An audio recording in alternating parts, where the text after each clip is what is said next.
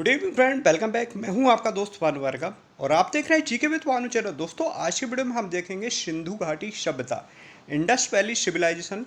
इसे हम देखेंगे और साथ में दोस्तों अच्छे से इसे समझेंगे। इससे पहले आपने जो यूट्यूब पर जो वीडियो देखे होंगे उसे पॉइंट टू पॉइंट या फैक्ट्स के द्वारा समझा होगा, लेकिन इस वीडियो में हम उसे मैप के द्वारा भी समझेंगे, लॉजिकल ट्रिक के द्वारा। तो दोस्तों, जैसा कि दिया गया है आपके सामने जो स्पष्ट दिया है चित्र, आप वीडियो को लाइक जरूर कर दीजिए दोस्तों और शेयर करना नहीं भूलिए।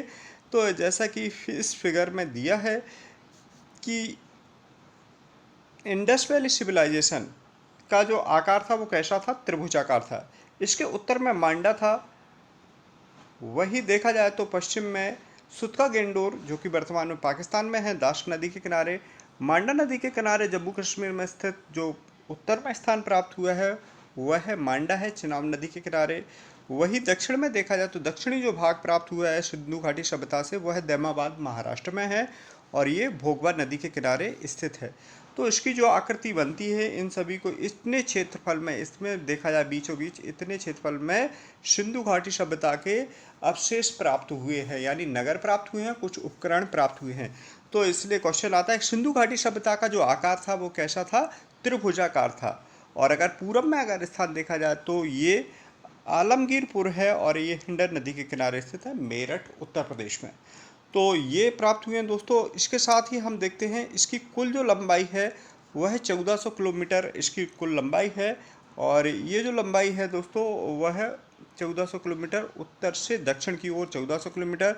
वहीं पूरब से पश्चिम की ओर की जो लंबाई है वह 1600 किलोमीटर है, ये भी पूछा जाता है। साथ में इसका जो टोटल क्षेत्रफल है वो 12,99,600 वर्ग किलोमीटर क्षेत्रफल में यह फैला हुआ है। साथ में दोस्तों इसे संक्षिप्त भाषा में हम इस वीडियो में समझ रहे हैं, डिटेल में हम इसका एक वीडियो लेकर के आएंगे। तो आकार कैसा था इसका, त्रिभुजाकार था।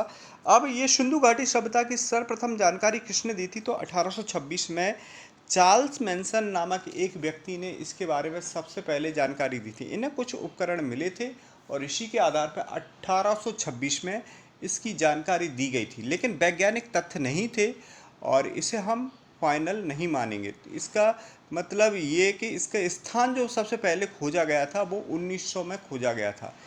तो इसके बारे में अगर सबसे पहले जानकारी दी गई त्रिभुजा सिंधु घाटी सभ्यता के बारे में तो वो 1826 में किसने दी थी, चार्ल्स मैनसन ने दी थी। तो भाई इसे सर्वप्रथम जानकारी दी चार्ल्स मैनसन ने दी। और दूसरा 1856 में जब कराची से लाहौर की रेलवे लाइन जब डाली जा रही थी तो इस सभ्यता से संबंधित ईंट के कुछ भट्टे प्राप्त हुए थे और ये पुख्ता साक्ष्य प्राप्त हुए थे पहली बार। तो ये कब प्राप्त हुए थे, 1856 में।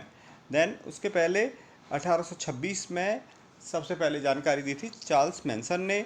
लाहौर से कराची जब लाइन डाली जा रही थी तो पुख्ता साक्ष्य भी प्राप्त हो गए थे कि भाई कुछ सबूत भी मिले कि यहाँ पर भी, भारत में भी कोई सभ्यता निवास कर रही है। इससे पहले जितने भी और जो सभ्यताएं प्राप्त हुई थी वह भारत से बाहर, फारस, ईरान, इराक वगैरह में प्राप्त हुई थी। मिस्र की सभ्यता भी सबसे प्राचीन मानी गई है, तो वहाँ पर प्राप्त हुई थी। लेकिन भारत में ये इसके बारे में जानकारी दी 1826 में सबसे पहले। इसका सबूत प्राप्त हुआ 1856 में। आपको ध्यान रखना है 1921 में जॉन मार्शल पुरातत्व विभाग के जब निदेशक थे तो इन्हीं के अधीन सबसे पहले ये एक अभियान चलाया गया और उसी अभियान के तहत 1921 में हड़प्पा की खोज की गई।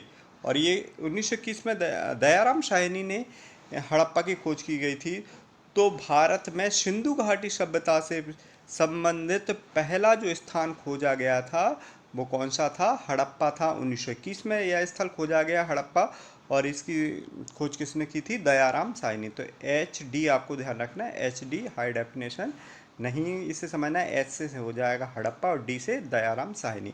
ये आपको ट्रिक ध्यान रखना है दोस्तों। फिर इसके बाद हड़प्पा के बाद दूसरा जो स्थल 1922 में इसी क्रम में अगला जो स्थल खोजा गया था सिंधु घाटी सभ्यता से संबंधित तो वह था मोहनजोदड़ो। और मोहनजोदड़ो 1922 में खोजा गया था। ये आपको 1900 सन ध्यान रखना, 1922 में। और इसकी खोज किसने की थी, राखल दास बनर्जी ने। ये जो स्थल है वह सिंधु नदी के किनारे है, वही हड़प्पा रावी नदी के किनारे स्थित है। तो ये आपको ध्यान रखना है। और इसकी जो ट्रिक ध्यान रखना, MR जो दूसरा था, एम से हो जाएगा मोहनजोदड़ो और आर से हो जाएगा राखलदास बनर्जी ने। कभी कभी इनमें कंफ्यूज हो जाते हैं, इसलिए यह ट्रिक आपके काम में आ जाएगी, एम आर और एच डी। तो एच डी से हड़प्पा और डी से दयाराम शाही ने हो जाएगा, एम से हो जाएगा मोहनजोदड़ो, मोहनजोदड़ो की खोज किसने की, आर से राखलदास बनर्जी। तो ये कन्फ्यूजन दूर करने के लिए यह ट्रिक आपको हमेशा काम आएगी, परीक्षा हॉल में इस प्रकार की कन्फ्यूजन हो जाती है। अब दोस्तों इसका जो आकार था वह त्रिभुजाकार था, यानी इसके जो अवशेष प्राप्त हुए वो कैसे थे, त्रिभुजाकार हुए थे। अब एक ही राज्य की दो राजधानियां, इसमें किसने कहा था, सिंधु घाटी सभ्यता। वैसे सिंधु घाटी सभ्यता के दो प्रमुख नगर थे, हड़प्पा और मोहनजोदड़ो, तो इसलिए इसे पिग्गट महोदय ने एक ही राज्य की दो राजधानियां कहा था। और ये पूछा भी जाता है तो किसने कहा था, ये पिग्गट महोदय ने कहा था। साथ में दोस्तों सिंधु घाटी सभ्यता की जो लिपि थी वह कैसी, किस प्रकार की थी, तो भाव चित्रात्मक थी, जिसे कहा जाता था पिक्टोग्राफ। और लिखने की पद्धति को क्या कहा जाता था, ब्रूटोफेलन। तो ये आपको ध्यान रखना है। इस सिंधु घाटी सभ्यता से अभी जितने भी जो लिपि प्राप्त हुई है उसे पढ़ने में अभी सफलता हासिल नहीं हुई है दोस्तों।